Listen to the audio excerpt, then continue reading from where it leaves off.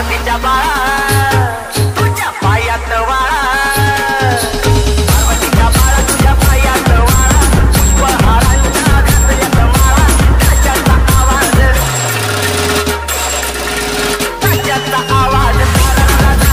गणपती माझा नाचत आला, त्याच्याचा आवाज गणपती माझा नाचत आला.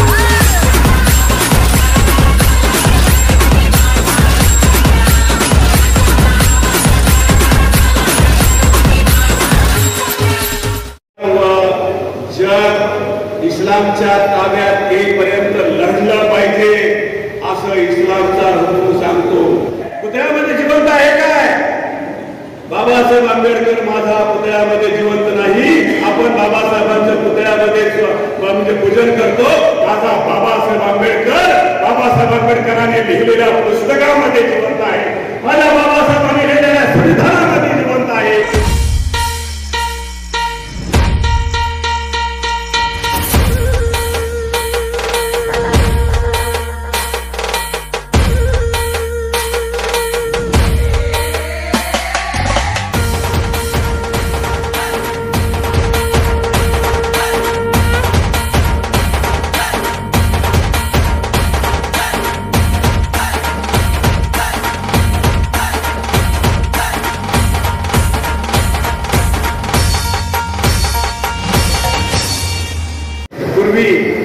माझ्यापूर्वी आपण संविधान बदलणार नाही या संदर्भातलं विवेचन ऐकलेलं आहे.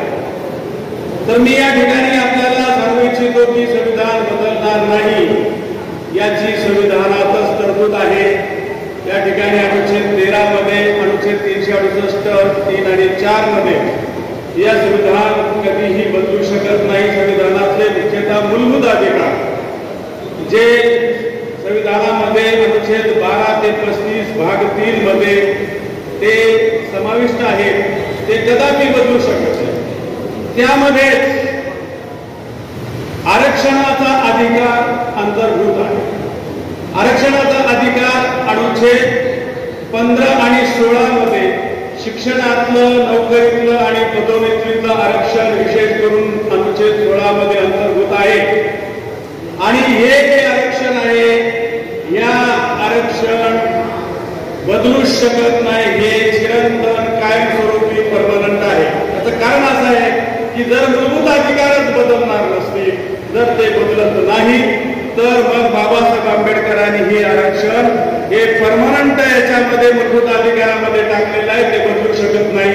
त्यामुळं आपल्याला जे काही येऊन काही महाभाग या देशामधले जे सांगतायत आणि असा मोबाईल इतकं संविधानाची प्रत आपल्या खिशातून काढून आपल्याला दाखवतायत संसदेमध्ये, त्या महापुरुषांना या देशामधल्या एका मंत्र्यानं विचारलं की साहेब तुम्ही संविधान खिशातून काढून दाखवलं, या संविधानामध्ये, भारताच्या संविधानामध्ये किती पानं आहेत ते सांगा.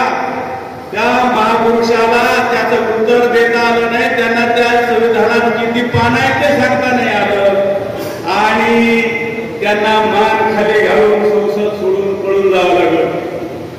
मग ही परिस्थिती असताना ज्याला संविधानाची माहिती नाही, ज्याला संविधानाचा अभ्यास नाही, तो माणूस आपल्याला येऊन सांगतो की संविधान बदलणार आहे.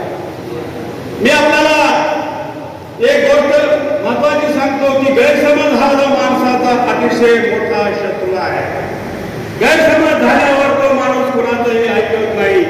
ही माणसं नेमकी ही नस जी आहे ती पकडून आपल्याला गैरसमज करून देण्याचा प्रयत्न मोठ्या प्रमाणात करीत आहे. परंतु आपण शांत झालं पाहिजे. आपण बाबासाहेब आंबेडकरांची लेकरं आहोत. बाबासाहेब हा एवढा जगातला प्रकांड पंडित, जगातला महापंडित, सगळ्या जगातले कायदे करून पेलेला, सगळ्या जगातलं ज्ञान आपल्या डोक्यामध्ये घेतलेला बाबासाहेब आंबेडकर याची जर आपण लेकर आहोत तर मग आपण बाबासाहेब आंबेडकरांचंच ऐकलं पाहिजे आणि कुणाच्याही याच्यावर आपण विश्वास ठेवला नाही पाहिजे. एक गोष्ट मला या ठिकाणी आठवते. एक डोंबारी होता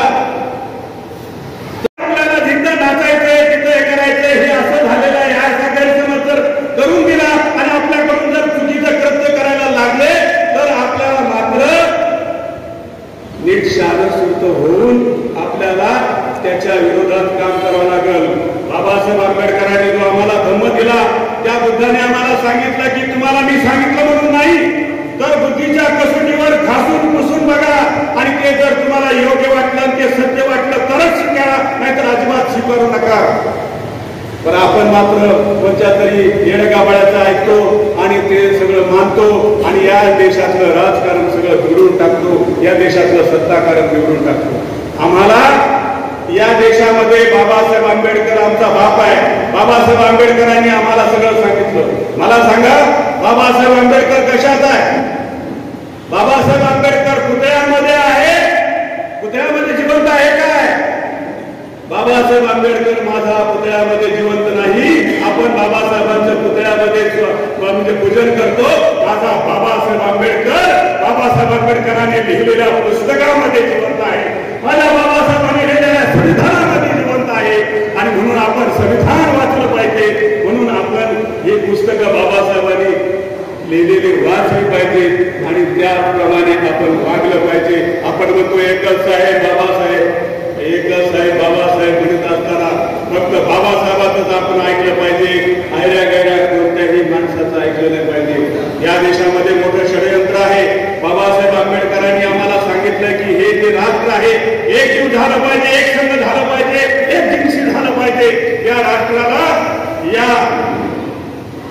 कुणी तोडता आणि फोडता कामा नये. आपण याच्यामध्ये आपल्याला भेद करण्याचा एक षडयंत्र या देशामध्ये आहे. देशविघातक शक्ती आपल्यामध्ये आता भेद धरून आहेत आपल्या समाजाभोवती. बौद्ध समाजाचा आणि हिंदू समाजाच्या मध्ये भेद निर्माण करण्याचा मोठा प्रयत्न या देशामध्ये चाललेला आहे. आणि हा देश मोडून फोडून या देशातल्या या जगातल्या संपूर्ण साम्राज्यवादी शक्तीच्या घशामध्ये हा देश घालण्याचा प्रयत्न पुन्हा एकदा करण्याचा प्रयत्न चाललेला आहे. याला आपण सावध राहिलं पाहिजे.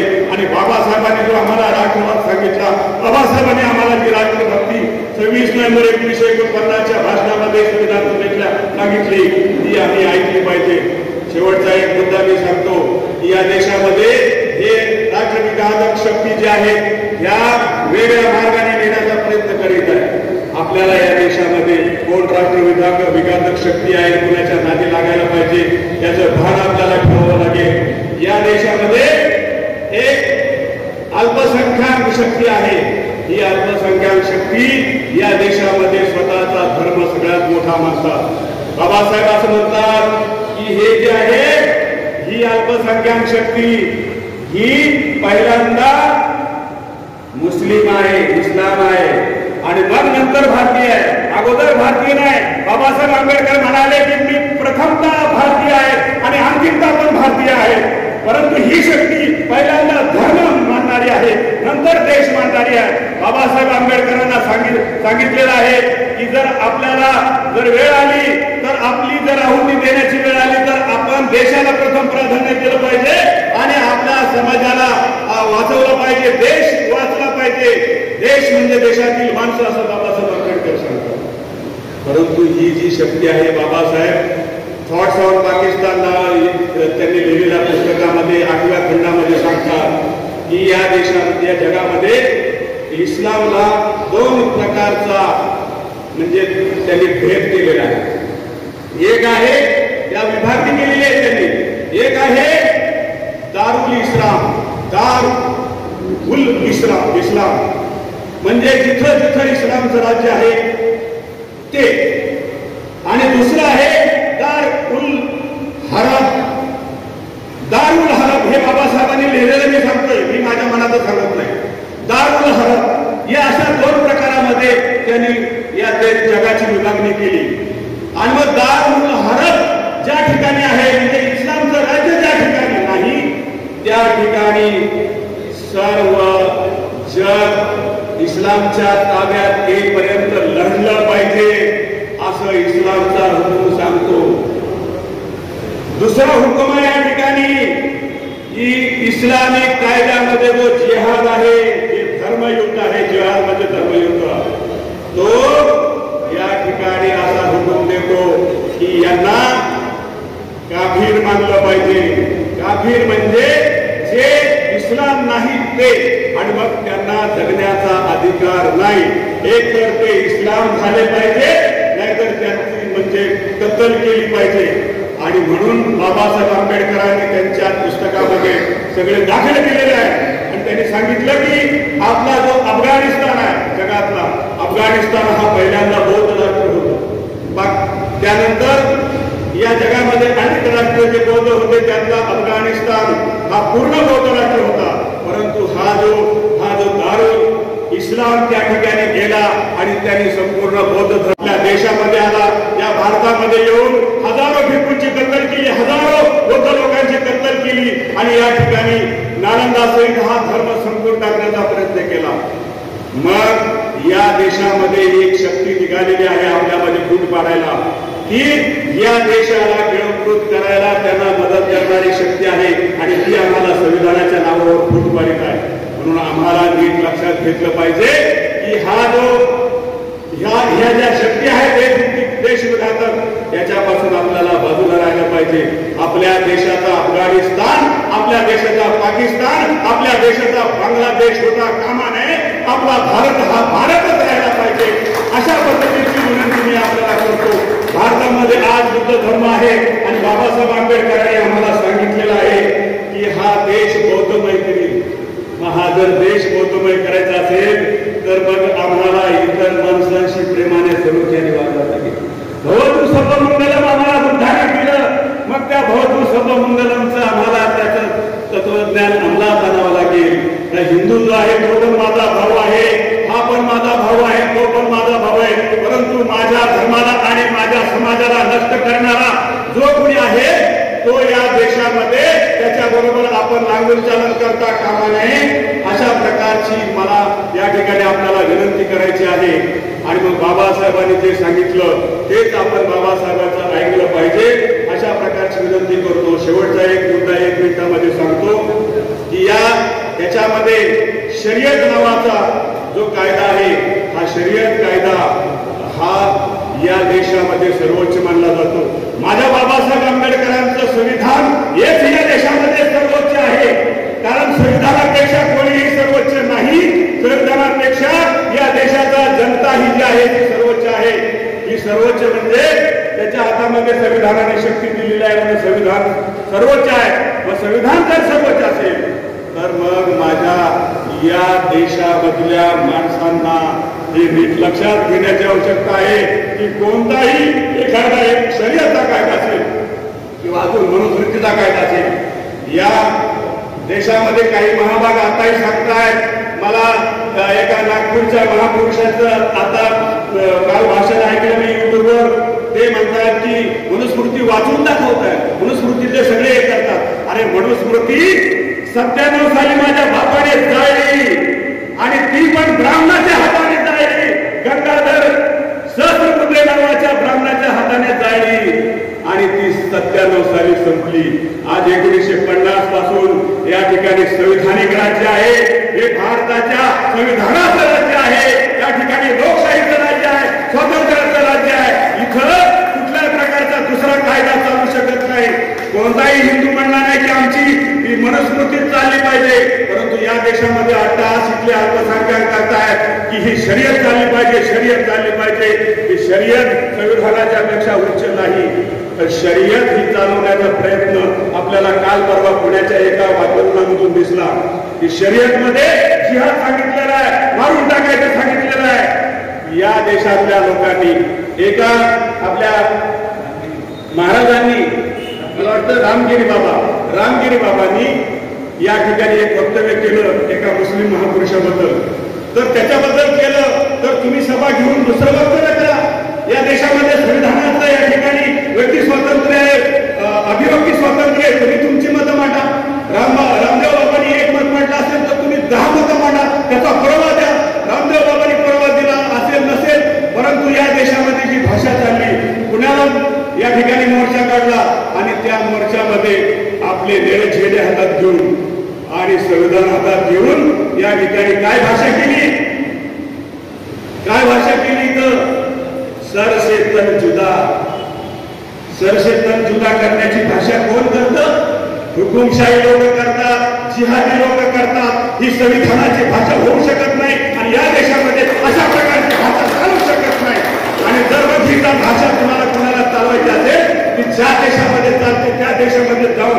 घेऊन जाऊन तिथं चालवा. या भारतामध्ये माझ्या बाबासाहेबांच्या संविधानाच्या देशामध्ये ही भाषा चालणार नाही. आणि म्हणून या पद्धतीनं आपल्याला हे सगळं नीट लक्षात घेणं आवश्यक आहे. आणि म्हणून माझ्या बाबासाहेबांचा विचार या बाबासाहेबांचे संविधान हे आपल्याला अंमलबजावणी करावी लागेल आणि आपल्याला शहाणं व्हावं लागेल, राजकीय शहाणं व्हावं लागेल. आपले मत आमची आणि सत्ता त्यांची असं चालणार नाही. आमची मतं घेऊन यांनी आमच्या पार्ट्या संपवल्या, आमचे नेतृत्व संपवले, आमचा रिपब्लिकन पक्ष संपवला आणि ह्यांनी ह्यांच्या पार्ट्या उभ्या केल्या. आपल्या समाजाला समजलं पाहिजे की आमच्या पार्ट्या कशा संपल्या. आमच्या पार्ट्या या नारायकांच्यामुळे संपल्या, यांना आपण मतं देतो म्हणून संपल्या. बाबासाहेब म्हणतात की तुमच्या मताची किंमत मीठ मिरची इतकी ठेवू नका, तर ती फार मोठी किंमत आहे. तुम्हाला मी राज्य केलेलं आहे, तुम्ही राज्य राहा आणि या देशावर राज्य करा, राज्यकर्ते जमात व्हा असं बाबासाहेबांनी सांगितलं. म्हणून हे सगळं नीट ध्यानात ठेवून आपल्याला राहावं लागेल अशी नम्र विनंती करतो आणि माझे 2 शब्द थांबवतो. जय भीम, जय भारत, जय संविधान.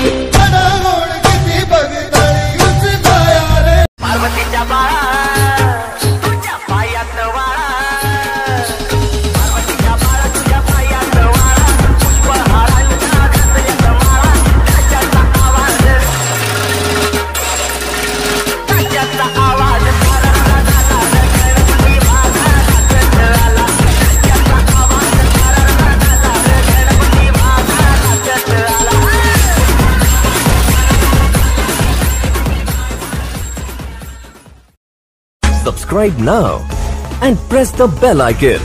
Never miss an update.